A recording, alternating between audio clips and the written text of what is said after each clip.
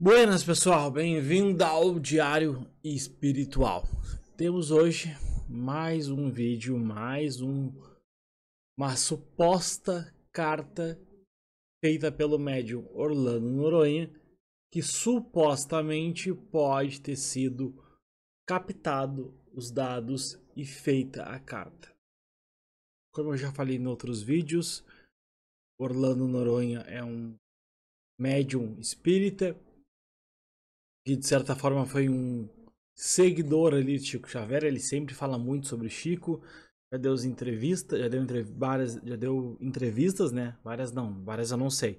Ele deu uma entrevista, um programa onde ele explica um pouco do processo. Outro detalhe que eu vou deixar aqui no vídeo, porque eu gosto de ser sincero e crítico, né, nas minhas análises. É um react, isso aqui na verdade, de um vídeo, né?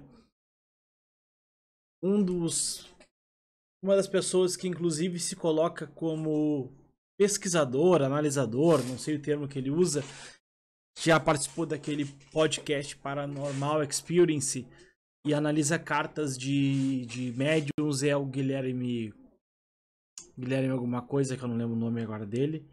Guilherme... Poxa, não lembro. É o Guilherme, enfim. E o Guilherme, pelo que eu sei, ele é amigo do Orlando. E ele disse que validou o Orlando numa das análises que ele fez. Só que me deixa com uma pulga atrás da orelha. Como assim validou? Eles são amigos. Inclusive ele validou outros médiums, Milton Stuck e mais uns dois que eu não lembro o nome. Como que foi validado? Está aparecendo agora vídeos. Tem mais 2 vídeos que eu vou fazer depois. Também sobre isso. Apontando fragilidades nas supostas cartas psicografadas. Não tá entendendo o que eu tô te dizer, o que eu tô querendo explicar? Não tá entendendo?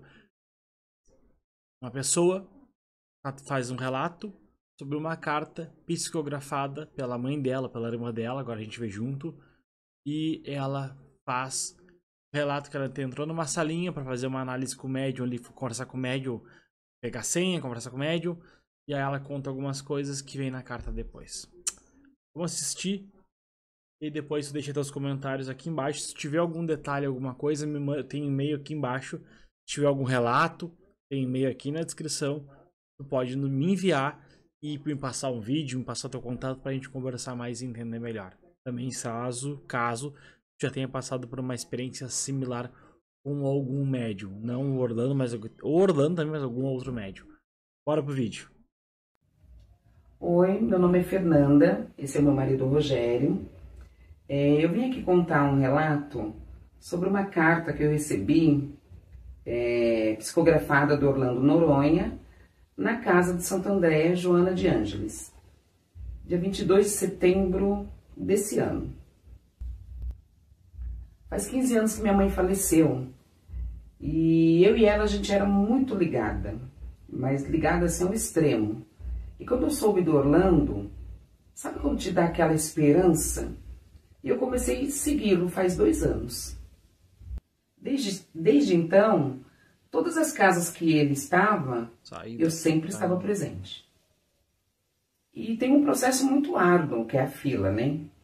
E como ele sempre falava que a conexão, o telefone toca de cima para baixo, que a conexão da fila, o sacrifício é muito importante, então eu vou fazer questão de ser uma das primeiras. Então todas as casas, casa de São Caetano, Santo André, Osasco, Lapa, Ipiranga, eu sempre era a terceira, a quarta e eu sofria. Porque eu ficava muito tempo na fila, até a chegada da entrega da senha.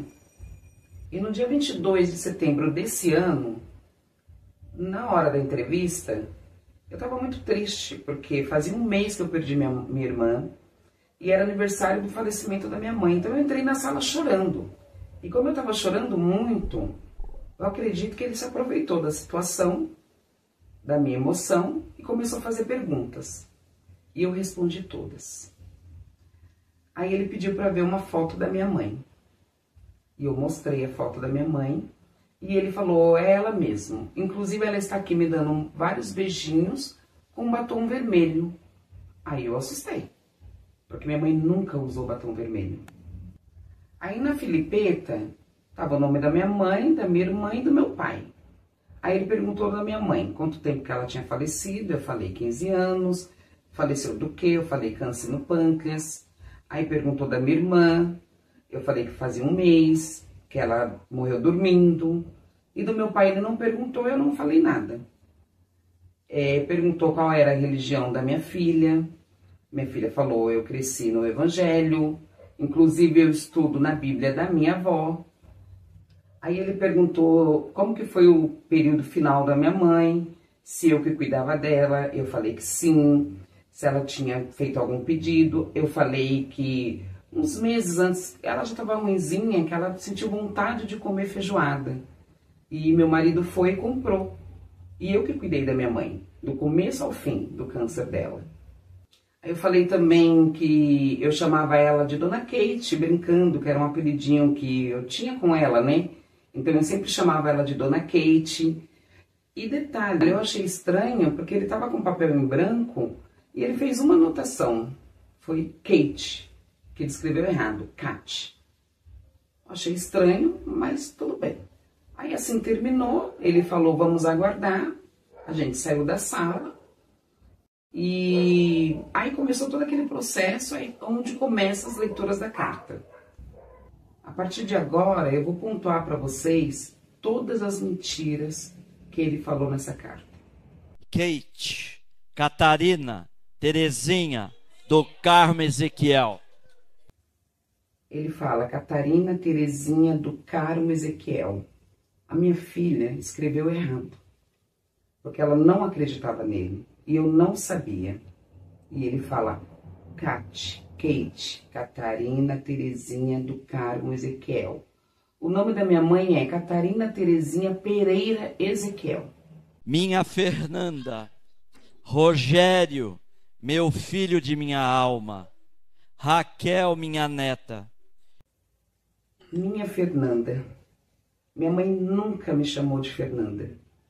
Ela tinha me chamava com um apelidinho desde que eu era pequenininha. Rogério, filho da minha alma. Fala aí, amor. Ela nunca me chamou assim, ela sempre me chamou de Galego. Meu apelido era Galego e ela sempre me chamou assim, nunca me chamou de Rogério. E a minha filha, ela falava Raquelzinha. Deus nos abençoe na oportunidade sagrada em que nos é permitido o nosso contato esperado. A nossa Wanda, filha, está se recuperando na adaptação aqui onde nos encontramos. O papai Afonso é aquele mesmo, mas com o coração sempre bom. Como na entrevista eu não falei nada do meu pai, então ele não tinha nada para dizer do meu pai. Ela só não deixa claro se ela falou o nome do pai. Eu não lembro de ter visto isso. Sou auxiliada nas palavras onde escrevo. Faz 15 anos que minha mãe faleceu. Aí ele disse que ela está sendo auxiliada. Minha mãe era palestrante, obreira, comunicativa, escrevia muito bem. Auxiliada por quê? Tá. Talvez ela tenha entendido auxiliada na questão de escrever, na questão de escrita, de português, de, né, escrita. Mas muitos médiums que falam, muitas pessoas espíritas comentam que após o desencarne podem ficar dormindo, digamos assim, por muito tempo para te recuperar do desencarne. Pode demorar muito tempo. Inclusive tem gente que teoricamente, né, desencarna, morre e vai ser resgatada muitos anos depois. Tu vai olhar o Nosso Lar 1 lá, onde o André Luiz é resgatado muito tempo depois. Ele passa um bom período de sofrimento. Nosso Lar 2, aquele médium lá que, né, usava da mediunidade de forma errada, ele é resgatado muito depois. Então, 15 anos, faleceu faz 15 anos, mas pode ter sido resgatada, né, do umbral, de algum local assim, muito tempo depois.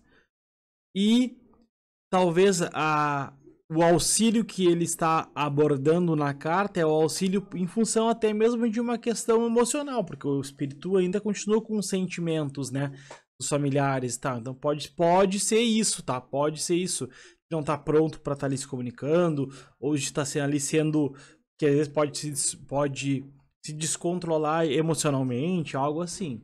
Com o coração muito feliz e muito bem acordada, graças a Deus, e sem qualquer sintomas daquele câncer no pâncreas.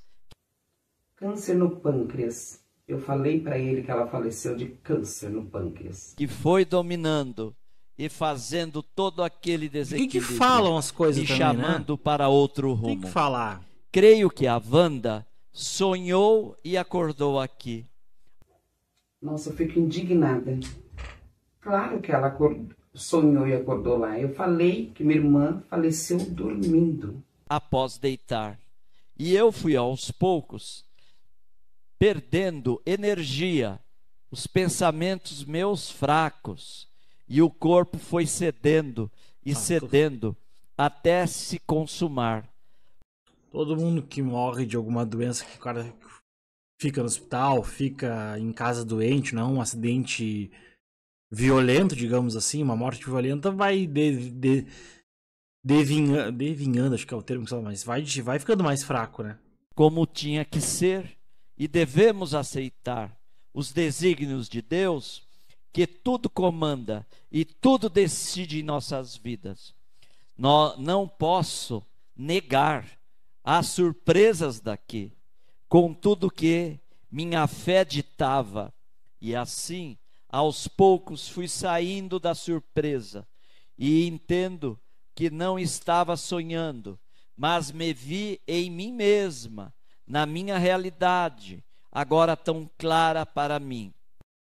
Tudo subjetivo, né? Boba, vazia. Olha só. Eu e minha mãe, a gente tinha histórias, sabe? Vários momentos.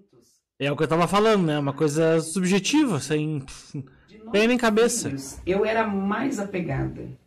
A gente era 24 horas juntas. Ela não tinha nada para me dizer? Que leitura mais vaga. Pois é, encontro aqui solo para pisar, ruas para caminhar, bancos para sentar, casa para morar e lindas plantas que me faz lembrar. Fala sério, né? Pessoas para conversar, céu para olhar, vou dizer água para tomar, comida para comer, por favor, né? Lembrar as minhas mãos nas plantinhas que me eram terapia para o meu coração. Ele está falando aqui das plantas. Minha mãe nunca teve plantas. Minha mãe era muito ocupada, ela morava em apartamento. Ela não tinha tempo para cuidar de plantas, portanto, ela nunca teve plantas. Sosseguem o coração, que a dona Kate está em paz com a consciência. Por que ela falaria em terceira pessoa, dona Kate? Eu que chamava ela de dona Kate. Orando com fervor para a nossa família, desejando a todos a plena felicidade. É o que mais desejo de mãe e avó. Desejo ver todos crescer na vida. A minha mãe era acolhedora, era uma mãe de 9 filhos, todos bem-sucedidos. Eu não vi ela comentar alguma coisa de que a mãe dela era avó. Eu não vi isso, né? Fica um ponto também. Sabe? 4 falecidos. Será que ela não falaria dos outros que estão com... Eu já ia falar sobre isso quando ela falou 4 falecidos. Nossa, tu faleceu, tu tem 4 filhos que faleceram, tu é mãe, tu é pai. Tem 9 filhos, 4 faleceram, tu morre, vai pro outro lado, vai mandar uma carta para teu filho que tu é mais apegado que tá vivo.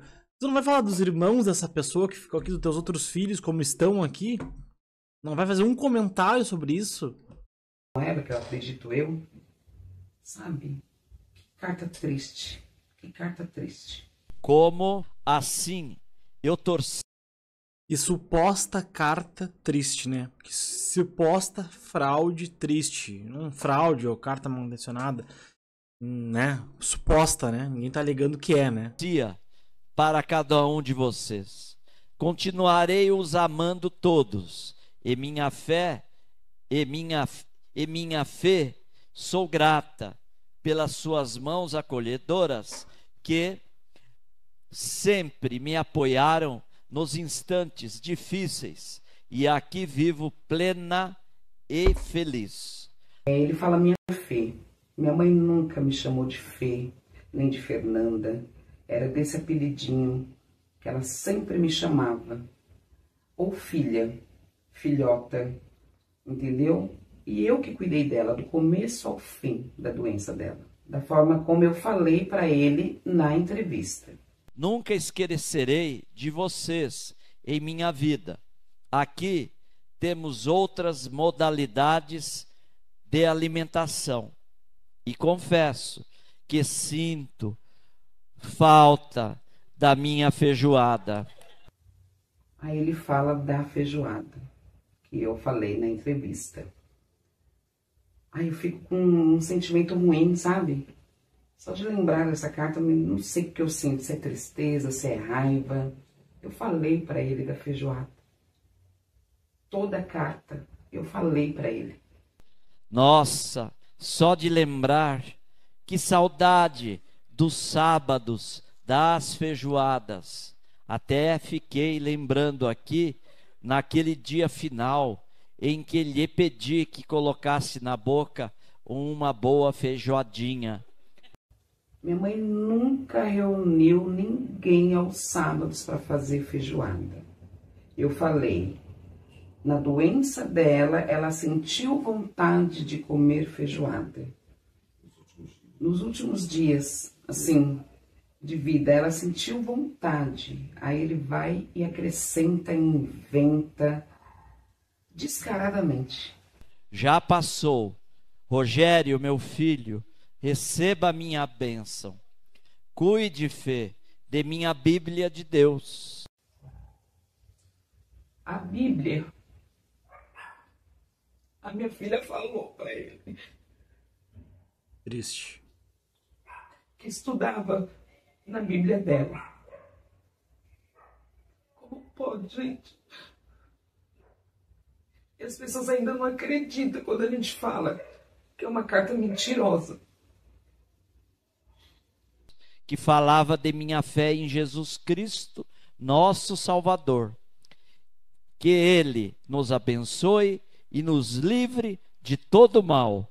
Com minhas bênçãos, sou a mãe, a avó e sogra, com carinho e saudade, esperançosa, Kate, Catarina, Terezinha, do Carmo, Ezequiel. Então eu queria só deixar um recado. Para você que recebeu a carta dele, lê novamente.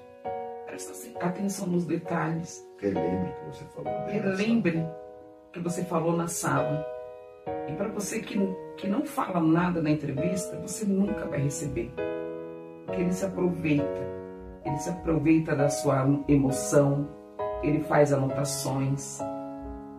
Ele mente descaradamente. E é triste, sabe? É triste porque ele tá usando o nome do Chico Xavier, sabe? Ele usa o nome de Deus para enganar as pessoas. Mexe numa ferida grande, né? Mexe numa ferida, porque cada vez que eu ouço a voz desse homem, me dá um negócio, um mal-estar tão grande e pena, porque eu tenho pena dele. Tá bom? Esse é o meu relato, gente.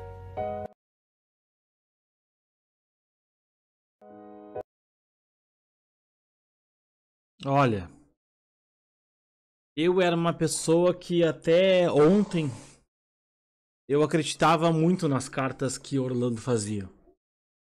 Eu começo realmente a desconfiar firmemente. Firmemente. E sabe o que é mais engraçado? A gente vê muitos espíritas kardecistas, né? E que se baseiam no estudo do Kardec, que é um estudo que teoricamente o Kardec sempre foi um questionador, defendendo a Mara, defendendo... Ok, defendam. Façam as defesas que tem que fazer da Mayra. Mas coloquem essas pessoas à prova. Kardec questionava. É um objetivo do kardecismo questionar também a veracidade dos fatos. Não é, Bruno. Não é. Não pode questionar. Como assim não pode questionar? Ó, pra quem diz que não pode questionar.